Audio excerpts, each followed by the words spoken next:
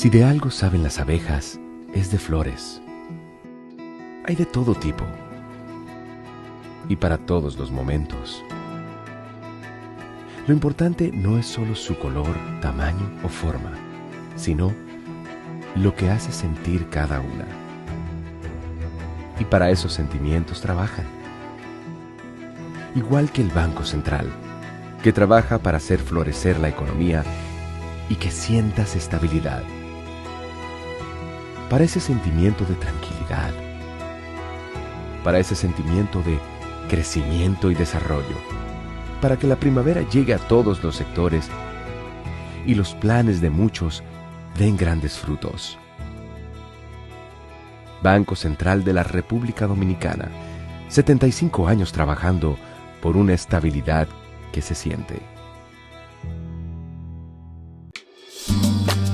El dominicano, cuando quiere puede, lucha como nadie para progresar. En su corazón la esperanza crece, sabe que la fuerza está en la unidad. Dominicana, dominicano, somos vencedores si me das la mano. Dominicano, dominicano, pasamos del sueño a la realidad. Dominicana, dominicano, somos vencedores. La vida es como una carrera, una sola, en la que cada día damos la milla extra y seguimos transformándonos, porque lo más importante no está en lo que hicimos, sino todo lo que hacemos para ser invencibles. Banreservas, el banco de todos los dominicanos.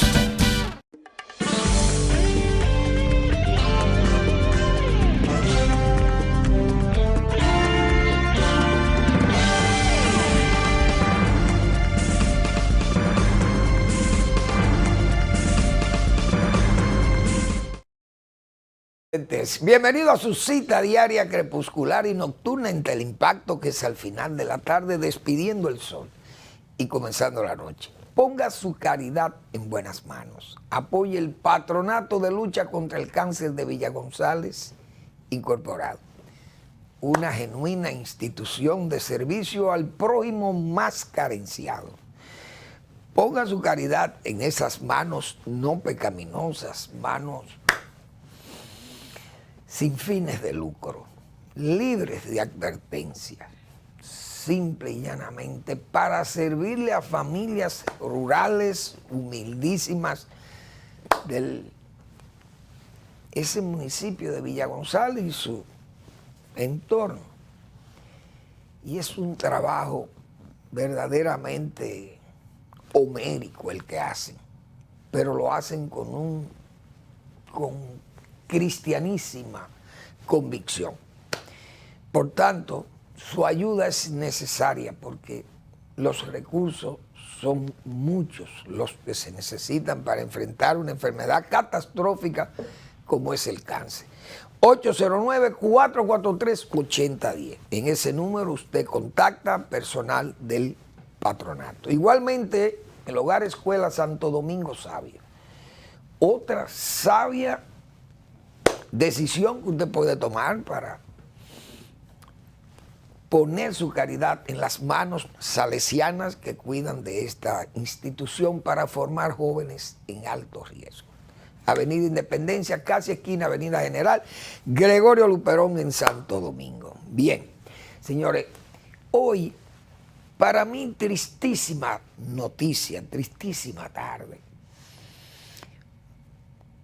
Cuando venía hacia el programa, oí una noticia de un taxista que fue asesinado esta mañana para robarle. Pero yo me pregunto, ¿qué es lo que pasa? ¿Qué está pasando? Porque a menos que fuera un enemigo de ese taxista, una persona que tenga problemas personales con él, con el taxista, o rencillas quizá por asuntos de pasionales, qué sé yo, porque a las 5:30 de la mañana o a las 6 de la mañana, ¿qué dinero puede tener un taxista para ser atracado? Pregunto yo. Porque ¿cómo es posible que se monte una persona a atracar un trabajador del taxi? Un hombre que sale temprano de su casa, porque probablemente, a menos que amaneciera, y trabajando amanecido, cosa que es muy difícil, que una gente amanezca trabajando y siga trabajando, porque debe dormir por lo menos. Entonces, ese crimen así tan alevoso, tan grave, y además tan indecente, porque es que eso es prácticamente a la luz del día. ¿Y cómo es posible que estén pasando estas cosas? Eso es una derrota para las autoridades nacionales, que no hay planes que den pie con bola. No hay decisiones, no hay políticas. Señores, el gobierno ha hecho, aunque no efectivas, pero ha hecho gestiones. Por ejemplo, bueno, que cuando le aumenten los salarios a los policías van a estar más al frente del problema de la defensa nacional, de la defensa de la ciudadanía. Que viene una reforma policial que pondrá freno a todo este desenfreno, porque no hay nada. Entonces el gobierno está derrotado en aspectos como ese de la combate a la delincuencia, a la inseguridad ciudadana. Eso es una derrota para las autoridades. Entonces no se toman decisiones políticas importantes, como hemos señalado nosotros, que ya huelga decir lo que yo no sé en cuántas veces me he referido a eso, que ni siquiera el gobierno se atreve a cambiar la percepción, aunque sea, qué sé yo, mire, cambio la cara a ver si tal vez los delincuentes se calman o qué sé yo. O la divina providencia se acuerda del país, porque la divina providencia tiene demasiados problemas en el mundo, no hay duda, y nosotros no pueden estar todo el tiempo cuidándonos a nosotros. Hay que cuidar también a los ucranianos y así a los de Yemen y donde quiera que hay todo estos disturbios y todas estas guerras. Pero la verdad es que es lamentable que el gobierno, la autoridad nacional no da pie con bola. O sea, no hay una medida que se haya tomado que sea efectiva contra la delincuencia. Entonces planes y se anuncian como éxito medidas que se toman y no hay resultados, no hay, ya la gente hasta se burla. Yo oí una señora que entrevistaban a raíz del ministro de Interior decir que en los barrios donde se han aplicado las políticas de contradelincuencia, que la delincuencia no se registraba ahí, sino en los barrios donde todavía no ha llegado barrios seguros. Y la señora, esa señora se reía prácticamente, digo, con la rabia, ¿no?, de el sitio por donde ella vive, de Cristo Rey. De aquí atracan a toda hora. Ese es el sitio donde la propia autoridad declara que están seguros y la ciudadanía de manos arriba, de noche, de día, de tarde, a todas horas, en la madrugada. Nadie está seguro. Ni los propios policías y militares lo matan, los atracan y le quitan las armas y qué sé yo. ¿Y cómo es posible que estén pasando tantas cosas? Entonces, bueno, ahora el ejército dice que va a colaborar, a ver si pueden controlar un poco esto, ayudar a la policía. Y yo creo que cualquier ayuda es necesaria y yo creo que el ejército puede ayudar, pero la verdad que si aquí no se toman medidas drásticas primero, esos allanamientos que yo he dicho, acordonamiento de barrios, de la periferia, porque donde están refugiándose es en la periferia, todo lo sabe, la policía sabe dónde está el crimen aquí, o los criminales. Porque el crimen anda por todos lados, pero los criminales, es muy difícil que dos tipos en una motocicleta salgan a atracar y vivan en Naco y en Piantini. Digo yo, me atrevo yo a apostar que eso es difícil. Entonces, aquí hubo un allanamiento hace unos días y la policía encontró decenas de fusiles y cosas de esto, que vienen del extranjero, de Estados Unidos, vienen al país en forma clandestina, entran por las aduanas y hay una señora que está detenida y más detenidos porque son alijos de armas que vienen al país.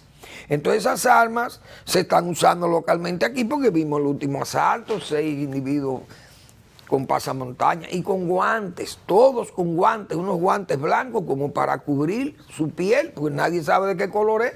Si usted le ve todas las manos oscuras, tal vez son todos haitianos. Uno no sabe qué es lo que hay, porque aquí ya Haití y República Dominicana están unidos en el crimen. Estamos ya fusionados con la delincuencia haitiana y la delincuencia en República Dominicana. Ya no hay, creo que ya el margen es, yo ni sé, el límite de frontera del crimen haitiano y el crimen dominicano no está muy lejano. Entonces, yo pienso que de la única forma que tal vez se puede controlar esto es haciendo aquella redada, aquellos allanamientos en los barrios, como hicieron por Barahona, que encontraron muchísimas cosas, porque en esos allanamientos o acordonamientos se encuentran muchísimas cosas. Vamos una madrugada, vamos a cerrar el barrio, qué sé yo, X. Y todo lo que se mueva ahí va a ser requisado. Claro, hay edificios de apartamentos que son difíciles de controlar, tienen que ir fiscales y que donde haya sospecha, pero o mejorar la inteligencia en los barrios. Hay que mejorar la inteligencia en los barrios porque es difícil usted ir casa por casa porque son miles de casas y sería una tarea hasta agotadora. Pero hay zonas en los barrios y hay casas en los barrios que sirven de refugio y que la gente no se atreve a denunciarlo, pero hay que mejorar la inteligencia en el barrio para tratar de que se pueda identificar por dónde que anda la delincuencia y la policía muchas veces apartarla de eso, porque que los policías también conocen mucho de esa delincuencia y no se atreven a denunciarla porque son o parte de ella o viven ellos ahí en el barrio. El guardia no tiene compromiso viviendo en el barrio, pero el policía sí vive al lado de un punto de droga fácilmente. Entonces hay cosas como que va a haber, estos países tienen que hacer un esfuerzo más allá de todo lo que la democracia y las garantías y todo eso, porque hacer allanamientos o redadas, eso no es antidemocrático, siempre y cuando se hagan con el debido proceso y las normas y con la prudencia necesaria, porque usted no tiene que darle un maquinazo a quien se resista, ya eso es otra cosa. Pero si no hay resistencia y usted permite que le revisen, porque una de dos. Entonces no queremos que se controle la delincuencia, pero si se toman medidas con cierta drasticidad, entonces protestamos. Pero hay que echarse las cananas, lo digo. Bueno, ese es uno de los problemas que prácticamente tienen de rodillas la autoridad. Pero hay otros problemas que se van agravando. Uno sabe que ya problemas como ese de la inflación, los alimentos, los combustibles, el transporte me refiero al pasaje, el costo de la tarifa a los pasajeros que se desplazan. Esas cosas han ido también apretando al gobierno, no hay duda de ello. El gobierno ha tenido que luchar con muchos problemas y él le ha dado soluciones por vía del subsidio y ha frenado, no hay duda, ese subsidio a los combustibles. Ha sido una medida oportuna del gobierno para fines de que las cosas no se encarezcan más, porque uno sabe lo que es el transporte. Eso, no hay duda que la política energética del gobierno ha estado funcionando sobre la base de ese subsidio, pero ha estado funcionando y el gobierno ha estado vigilante de eso. Es decir, ha puesto atención a eso. Y entiendo que le ha ido hasta bien en ese aspecto. Bien. Claro, es un sistema que está mejor organizado, la distribución de los combustibles, las estaciones de combustible, de gas, de gasolina, de gas propano, funcionan. El sector privado tiene una alta participación en la distribución, toda la participación en la distribución, en la importación. Es decir, tiene los mecanismos, le establece sus cartas de crédito, establece sus pagos. El gobierno no tiene que ver con nada de eso. Simple y llanamente, ni siquiera con la regularización misma de la comercialización. Simple y llanamente el gobierno sabe que las cosas están tarifadas allí y que si sube, sube y si bajan, bajan.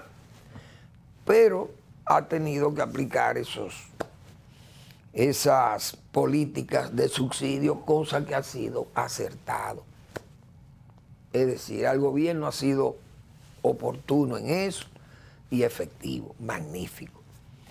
Ahora, en la parte de los alimentos, hay una gran dependencia del gobierno, no toda, porque el gobierno no siembra.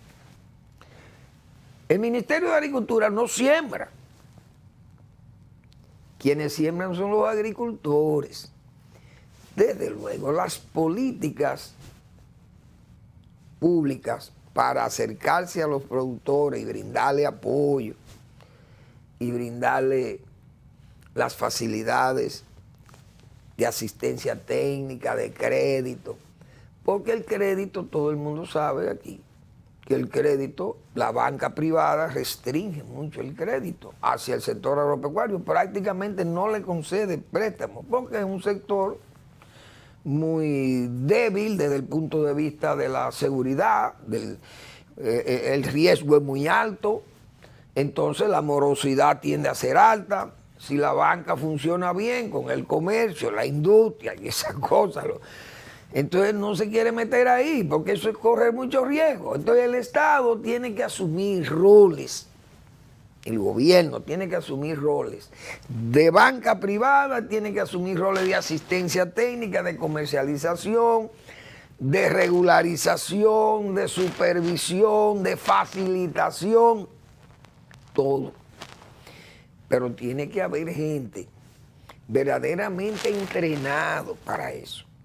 Desde el principio nosotros le señalamos al gobierno, sin ánimo de crítica ni de nada, simple y llanamente dijimos, sin ser arúspices o arúspice, sin ser predictor ni nada de eso, nosotros siempre le dijimos al presidente Abinader, comenzando el gobierno, presidente, póngale atención al sector agropecuario. Bien. Incluso fui más lejos y dije, hay que adelantarse a los acontecimientos que van a aparecer por allá, por el 2022, 2023 o 2024. Principalmente el 23 y el 24. Van a aparecer eventos en que el gobierno va a tener que enfrentar. Decíamos nosotros al principio de la gestión de gobierno de don Luis Abinader, probablemente tenga que enfrentar marchas de productores en las carreteras, en los ejes troncales de carreteras principales del país, haciendo protestas con los equipos agrarios. Y me refería básicamente a los arroceros, porque es un cultivo que es muy amplio, pero es un cultivo poco competitivo con respecto al arroz norteamericano, que están bajo el acuerdo de libre comercio. Y decía que ese libre comercio va a ser una espada de Damocles. Pero, nada, se nombró un ministro de Agricultura prácticamente empírico aquí, en esta área. ¿Por qué? Porque ese señor no tiene, puede ser productor agropecuario, puede tener hasta éxito como productor agropecuario, pero una cosa es ser productor agropecuario y otra cosa es ser un funcionario del sector público para diseñar políticas públicas y entender las políticas públicas. decíamos nosotros. Y hablar el lenguaje de los técnicos y de las sociedades que convergen en ese Ministerio de Agricultura. Ustedes saben los organismos internacionales que interactúan con ese ministerio, las políticas alimentarias, las políticas de fitosanitarias, política de riesgo ambiental, etcétera, etcétera, qué sé yo, tantas cosas, políticas sociales, desarrollo rural, las artesanías rurales, el área de riego rural, el área de, qué sé yo, de muelle, hasta los muelles, los puertos, todo se coordina en el Ministerio de Agricultura. Pero si usted no tiene un equipo que pueda entender eso, le va a dar problema. Decíamos nosotros allá, en los años que se iniciaba el gobierno. Ustedes saben los tumbos que ha habido en ese sector agropecuario. Se anuncian planes, pero no se siembra. Ahí están las críticas. Todos los periódicos, gente que escribe columnas en los periódicos. No hay uno que no le señale, que le haga críticas al equipo agropecuario, que anuncia cosas y no cumple, ni siembran, ni hacen esas cosas que dicen. Vamos a sembrar de tales cuencas, no las siembran. Vamos a llenar el país de chivos. Y busquen los chivos. Tal vez entregan 8 o 10 madres por ahí, no sé, como para hacer para ganarse la foto, como dice. Se anuncian planes de instituciones que no tienen recursos, ni siquiera humanos, para dar los servicios. Y usted lo voy anunciando, villas y castillos. Entonces, ¿cuántos planes de siembra se han anunciado? Pero usted no sabe dónde están las siembras. Planes como el de San Juan de la Maguana, 4.000 millones de pesos. Pero ¿qué es el Plan San Juan? ¿Qué es lo que se va a hacer con el Plan San Juan? Sí, se van a anunciar casas de cultivo, se van a anunciar invernaderos, pero ¿quién es que lo va a hacer? ¿Quién va a asumir la responsabilidad? ¿Quién está en eso? ¿Dónde están los técnicos? Entonces, votan 700 agrónomos. Entonces, ¿con qué personal técnico que van a hacer el trabajo? En resumen, son cosas verdaderamente inverosímiles. Uno no sabe, porque ya eso se le dice a alguien en un país organizado y dice, ahí no hay control. Vamos a una pausa y volvemos.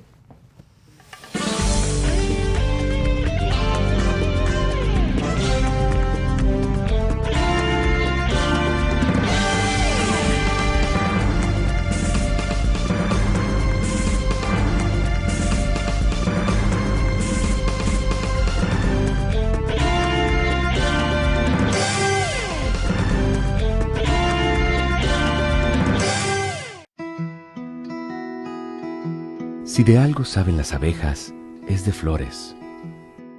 Hay de todo tipo y para todos los momentos. Lo importante no es solo su color, tamaño o forma, sino lo que hace sentir cada una. Y para esos sentimientos trabajan. Igual que el Banco Central, que trabaja para hacer florecer la economía y que sientas estabilidad. Para ese sentimiento de tranquilidad, para ese sentimiento de crecimiento y desarrollo, para que la primavera llegue a todos los sectores y los planes de muchos den grandes frutos. Banco Central de la República Dominicana, 75 años trabajando por una estabilidad que se siente.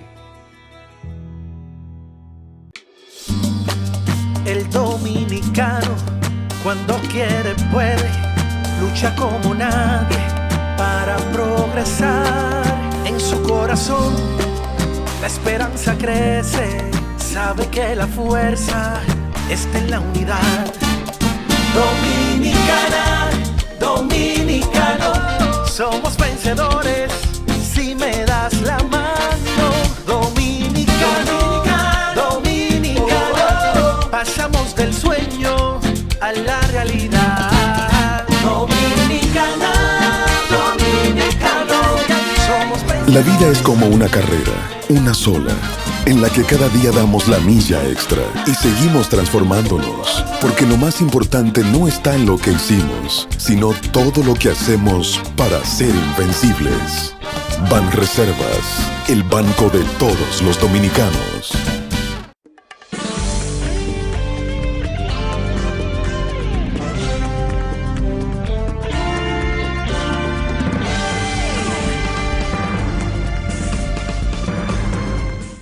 Bien, ¿ustedes creen que es posible que haya una crisis como esta del pollo? ¿Cómo es posible que el gobierno, un gobierno del PRD o del PRM en este caso, es un gobierno que no puede aceptar que el pollo vaya a los niveles que se está vendiendo? Y que se diga en titulares de periódicos que el pollo vale 100 pesos la libra. ¿Saben por qué? Porque todos los polleros, señores, la mayoría de los polleros, de los productores de pollo de este país, la mayoría son gente afiliado al partido, al PRM. Grandes productores de pollo y de huevo de la zona de Moca son asesores honoríficos, algunos, no sé, otros no sé si cobran, del gobierno. Tiene sus asesores, el gobierno tiene, el presidente tiene asesores en huevo, en productores de pollo, qué sé yo, gallinas ponedoras, gallos, tiene sus asesores, porcicultores, todas esas cosas. Tiene el gobierno, el presidente tiene sus asesores. ¿Y cómo es posible que digan aquí, productores, en el país falta cerca de 1 millón de pollos? Esas cosas no pueden ser en un gobierno del PRM, digo yo, porque el PRM tiene demasiados buenos contactos con ese sector que debe mantener al día el gobierno, y que cualquier falla que haya ahí, el gobierno tiene que corregirla con tiempo. Estas cosas son parte de del mismo descontrol que hay en ese sector agropecuario, que no hay dirección, que lo hemos dicho. Eso es falta de previsión. ¿Por qué? Porque la industria avícola aquí en este país tiene capacidad para producir 1,5 veces lo que se está produciendo de pollo ahora mismo, porque tenemos la infraestructura para ello. Además, el control de la producción la tienen ellos mismos los productores, porque ellos son los que tienen sus incubadoras y tienen sus gallinas pesadas, sus gallinas que ponen huevos fértiles para la producción de pollo y para la producción de gallinas ponedoras de huevos frescos. Es decir, el control de eso. Entonces, ¿qué está pasando? Que no hay dirección. ¿Por qué? Porque el maíz está caro. ¿Quién ha dicho que porque el maíz está caro no se tiene que dejar de producir? Porque este es un país, señores, que no estamos en el 2003. En el 2003, el maíz estaba a $3.50 el bushel de maíz. La soya podía estar, ponga usted, la vamos a poner a $5 que tuviera el bushel de soya, que son los alimentos básicos para los pollos. Pero se producía pollo aquí. ¿Por qué se producía pollo? Bueno, no había la crisis de falta de divisa. Cuando faltaron las divisas, aún con esos precios, entonces la producción se fue al suelo. Y la producción porcícola también se fue al suelo.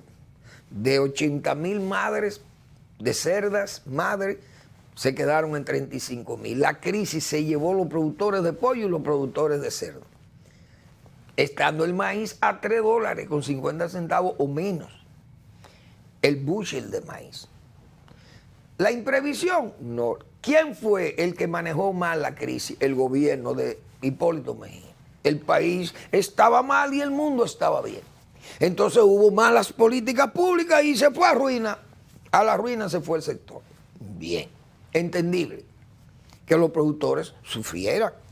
Ahora, estamos 19 años después. El país tiene una fortaleza de dólares. No hay escasez de dólares. Incluso no hay ni siquiera dólares más caros, sino dólares más baratos incluso, porque el peso se ha fortalecido.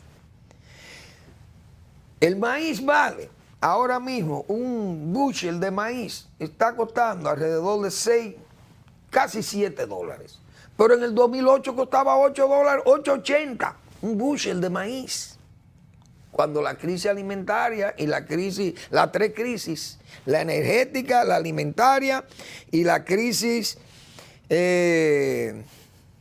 financiera, con petróleo a 150 dólares. Óigase bien. Entonces, ¿qué pasó? En el 2008, los productores fueron asistidos con un subsidio que no se le dio por esa crisis, se le dio por la crisis de la influenza aviar, que afectó a los productores, entonces hubo que asistirle. Luego los alimentos siguieron subiendo y entonces el gobierno le siguió dando el subsidio en parte, pero eso cesó hasta que esa crisis comenzó a bajar. A los lecheros se le dieron 3 dólares, 3 pesos por cada litro producido como incentivo, hasta que bajaran esos precios un poco. Bajaron los precios porque fueron precios extraordinarios, eso fue estratosférico, todo el mundo sabe cómo era la crisis. Ahora, se seguía produciendo, yo recuerdo cuántos pollos se producían en el 2003, 2004. 9 millones de pollos de 4 libras. Y ya en el 2005 y 2006, ya el país estaba produciendo 15 millones de pollos de 4 libras. 14, 15 millones de pollos. El país producía 90 millones de huevos en el 2003-2004. En el 2005-2006 el país estaba produciendo alrededor de 140 millones de huevos. Entonces, ¿por qué pasaban esas cosas? Y el maíz estaba caro. El maíz y la soya estaban carísimos también. Y el dólar no estaba barato, pero tampoco estaba muy caro. Pero había dólares.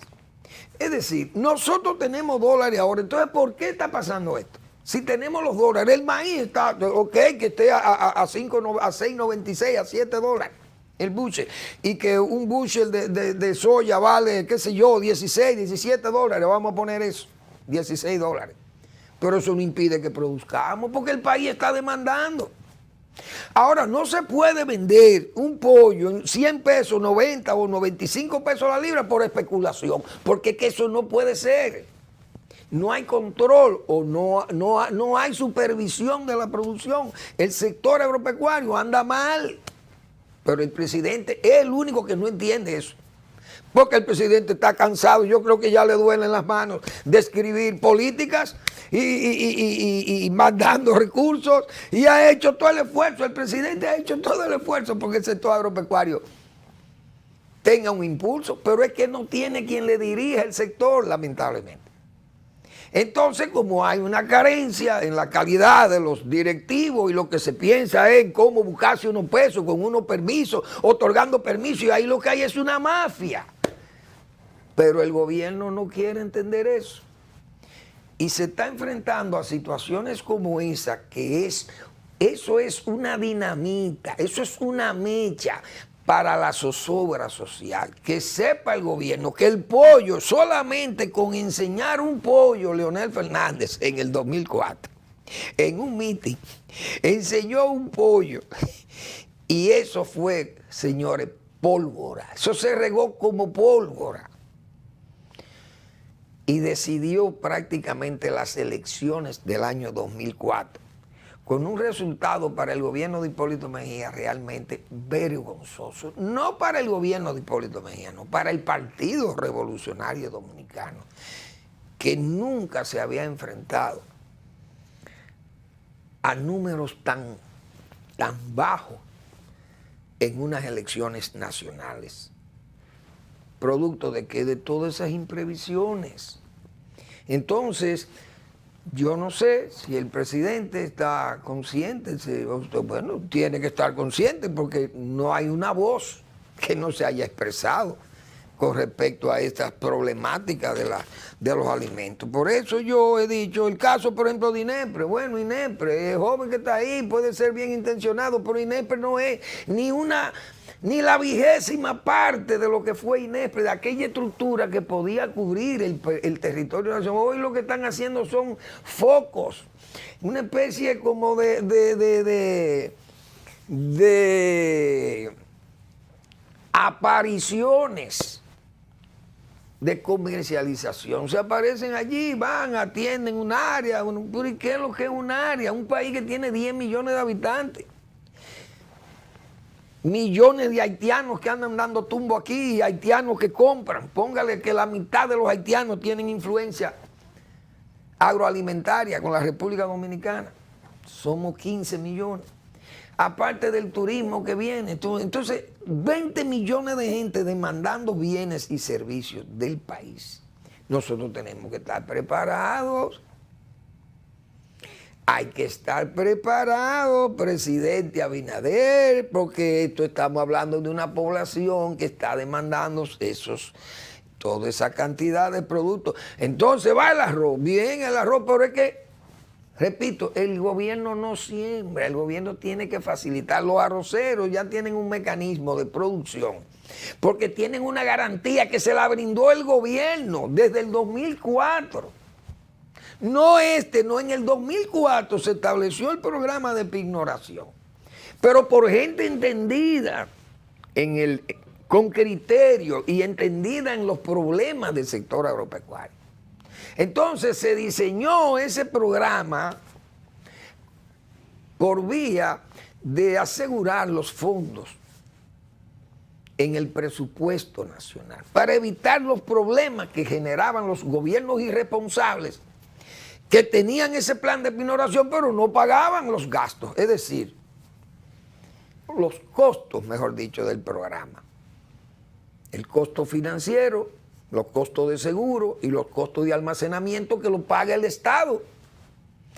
Y eso fue la garantía de que hoy tengamos una producción arrocera estable, pero son con políticas públicas. Este gobierno en 2 años no ha iniciado un plan, un programa. No se ha iniciado en el Ministerio de Agricultura, lo he dicho responsablemente aquí. Es decir, vamos a hacer un programa de fitosanitario. Bueno, vamos a tratar de controlar el gualombín, que es una enfermedad que ha dañado los cítricos, a ver si el país puede seguir produciendo cítricos, porque el cítrico es un producto, es una fruta muy importante para el turismo. Bueno, pues vamos a iniciar un programa de reforestación, de repoblación del coco. Pero yo no he visto un programa en agricultura. Ahora el sector privado invierte, Rica tiene ahí un proyecto de coco en Básima, muy bonito, precioso, y ya estará expandiéndolo por otras zonas, que habrá arrendado terreno o comprado, adquirido terreno, y sigue con ese programa de coco de agua, pero necesitamos coco de copra.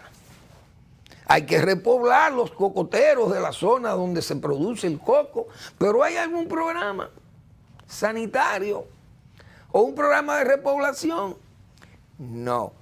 ¿Usted ve algún programa de, qué sé yo, de asistencia técnica para los invernaderos y ver si los invernaderos están trabajando bien, si la comercialización está bien?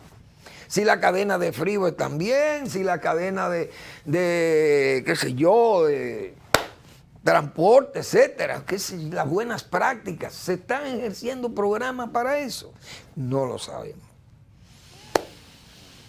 Pero bien, hay que dejar que el gobierno siga con su, como se dice, con su agitado curso. Pero uno tenía yo que hacer algunas explicaciones necesarias, diría yo, de todas estas cosas de inconvenientes que uno sabe son fácil de manejar, que no es una cosa que, es decir, que esta noticia, óigame, estas 2 noticias, que diga que en el país falta cerca de 1 millón de pollos. ¿Usted creen que con la asistencia que el gobierno, el presidente ha entregado, subsidios y facilidades, ¿y qué es lo que está pasando? y que además se diga que el pollo vale 95 y 100 pesos una libra de pollo. Entonces el gobierno tiene que pensar lo que puede suceder. Si no anda a tiempo, vamos a una breve pausa.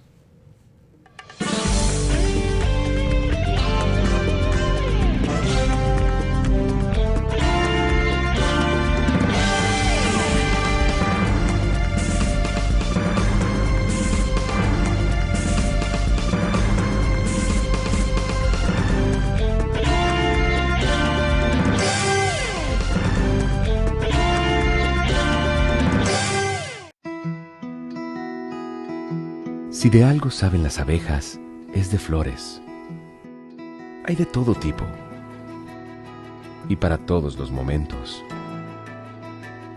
Lo importante no es solo su color, tamaño o forma, sino lo que hace sentir cada una. Y para esos sentimientos trabajan. Igual que el Banco Central, que trabaja para hacer florecer la economía y que sientas estabilidad.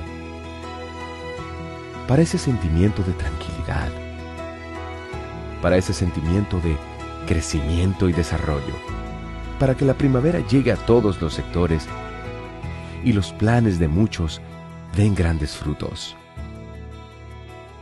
Banco Central de la República Dominicana, 75 años trabajando por una estabilidad que se siente. El dominicano, cuando quiere puede, lucha como nadie para progresar. En su corazón la esperanza crece, sabe que la fuerza está en la unidad. Dominicana, dominicano, somos vencedores si me das la mano. Dominicano, dominicano, pasamos del sueño a la realidad. Dominicana, dominicano, somos vencedores. La vida es como una carrera, una sola, en la que cada día damos la milla extra y seguimos transformándonos, porque lo más importante no está en lo que hicimos, sino todo lo que hacemos para ser invencibles.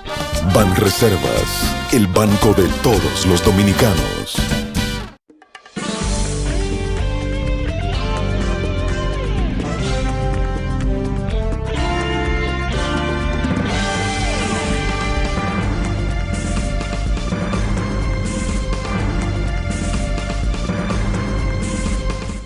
Bueno, señor, el Banco Central acaba de anunciar que la tasa de interés ha subido de 5.50 a 6.50, 100 puntos. Y eso, ustedes saben que es una consecuencia de la alta inflación, 9.64 la inflación, pero los factores que han dado pie a que esa inflación no ceda, costos de los fletes, las materias primas se han encarecido muchísimo, los precios del petróleo. Primero fue el asunto de la pandemia, salíamos de la pandemia, pero viene la guerra de Ucrania y de Rusia, es una guerra que ya afecta a Europa y al mundo también, porque ahí en todos esos muelles, ahora esos muelles están, imagínense, minados y millones de toneladas de grano frenadas ahí, que no puede salir al mercado y que incluso se acusa a Rusia de robarse el grano para salir a venderlo, una cosa de loco. Pero ha distorsionado los demás mercados, no hay duda, y entonces las cosas se han ido encareciendo. El Banco Central ha tenido que tomar esas medidas para reducir el crédito, fácil. Y el crédito barato, porque esa es la herramienta para luchar contra la inflación. Un índice de precios muy alto, también subió 0.96 en abril. Se acumulan 9.64 la inflación y eso es muy fuerte. Entonces, esas son medidas que están tomando en los bancos centrales de los grandes países poderosos, millonarios, ricos, desarrollados, que tienen que subir las tasas de interés. Estados Unidos también. la Reserva Federal en todas esas cosas, tienen que subir aquí. ¿Qué pasa? Nos encarecen el crédito, se pone escaso el dinero, la deuda de nosotros se incrementa, se nos hace más inasumible casi, entonces se nos ponen las cosas más difíciles. Y vienen esos temores económicos, como yo he señalado otras veces, viene la inflación, nos amenaza la inflación, nos amenaza la recesión, que la estanflación y todas esas cosas que los economistas nos meten, como dicen, y uno no entiende nada de esas cosas. Pero es una decisión dolorosa, pero son las herramientas técnicas con las que se puede luchar para tratar de bajar esa inflación y llevar a los niveles que, por ejemplo, miren cómo anda ese pollo. Eso es una cosa extraordinariamente, claro, ya ahí se está hablando de una especulación, se habla de que no se están produciendo la cantidad de pollo. Aquí hay gente que reduce esa cosa para ganar más dinero, porque imagínense ustedes, tiene la autoridad que está vigilante también. Bueno, pero eso es lo que hay. El gobierno ha hecho hoy, o ayer, hizo un gran esfuerzo por dotar el país de energía. Cosas que uno ve, o ideas, o mejor dicho, diligencias que se vienen plasmando y que uno la saluda y nos agrada que el gobierno haya tomado esa decisión. Tardía, porque desde que el gobierno se instaló, dijimos, el gobierno pasado no tenía ninguna planificación que no fuera a terminar a Catalina, que era su cataclismo, diríamos, porque no pensaban, no contaron con el mosquillo, como se dice, pero vinieron los problemas, el gobierno de Danilo Medina varió lo que era la matriz, como se dice, que era lo que se quería y lo que se perseguía hacer, cambió por corrupción de ese gobierno, la corruptela del gobierno, querer seguir en el poder bajo la base del apoyo de Brasil, la corrupción de Lula, la corrupción de Odebrecht, un tal Joao Santana, necesito esos recursos para reelegirme, y ahora resulta que el hombre no fue corrupto. Hoy usted no compró una constitución, y usted no compró una mayoría en el Congreso, ¿y qué más evidencia, qué más indicio de corrupción para Danilo Medina que ese? Pero ese señor es un santo, porque sus correligionarios, que actúan no como correligionarios, yo diría como religionarios todavía, es casi como si fuera siguiendo a un santo. Bueno, Dios mío, pues se cambió, pero el gobierno ha retomado, diríamos, el gobierno de Luis Abinader ha retomado el 2012. Y me alegra porque yo siempre he defendido, he dicho aquí, la posición que traía el señor Marrancini, Celso Marrancini, que siendo director se buscaba, ya tenían ese proyecto de 800 megavatios, que lo hiciera el sector privado. Pero Danilo Medina vino, desabichoso, como se dice, quiso cambiar, cambió, las cosas no salieron como lo habían planeado, y entonces de 43 meses se fue a 80 meses, quién sabe, 85 meses la construcción de Catalina, con toda la cantidad de problemas que eso ha tenido. Y entonces, bueno, pues no hubo planificación como para expandir la necesidad energética, porque la demanda seguía creciendo, y como esa planta fue hecha o fue planeada para 42 meses, 43 meses, y se hizo en más de 80, imagínense ustedes, entonces el déficit se aceleró. Decíamos nosotros al principio, hay que andar tiempo, pero el gobierno 2 años después retoma aquello, y vimos, se nombró una comisión de veeduría, donde está Franklin Baez Brugal, que eso es Franklin, un hombre serio, y Franklin era presidente de esa veeduría, y yo me alegro mucho que Franklin tuviera esa participación. El gobierno adjudicó esas dos plantas, y me alegro más que el sector privado dominicano es el que ha asumido eso. Vicini y la misma gente de los energía, del gas, los Santana, gente muy trabajadora, los Santana Bonetti, ahí yo conozco a Jaime, son gente de trabajo, los Santana y los Martí son la gente que han manejado el gas aquí, el gas natural. Entonces esa gente tiene calidades. Ah, que la oligarquía nacional, sí, pero es que esos no son negocios para chimichurreros, esos son negocios para oligarcas. Y la oligarquía es mala porque uno no es oligarca. Y eso va a los Ramón Alburquerque y un grupo de críticos que ahora son antioligárquicos. Pero lo malo que tiene la oligarquía es uno no ser oligarca. Entonces esos no son negocios para chimichurreros, hay que decir eso. Me alegra que el sector dominicano rico se meta en ese negocio porque son dominicanos. Los Martí, los Santana y los Bonetti y la parte de los Vicini, que aunque lleven socios extranjeros, pero están ellos aquí. Yo me alegro. Y yo ni soy pro Vicini, ni soy nada de esto. Pero en esto uno tiene que ser honesto y ser dominicano. Que ganen dinero en el país sería lo ideal. Que ganen dinero del país no sería lo prudente, ni lo legal siquiera. Entonces uno quiere que el sector dominicano invierta su dinero, muy bien. Ahora, el gobierno ha hecho un ejercicio como de autocomplacencia, es decir, se ha labrado con eso, como que nadie más había hecho eso. Y yo creo que en el mismo discurso del presidente, usted no puede ser tan autoelogioso, tan autocomplaciente, no se puede ser adanista.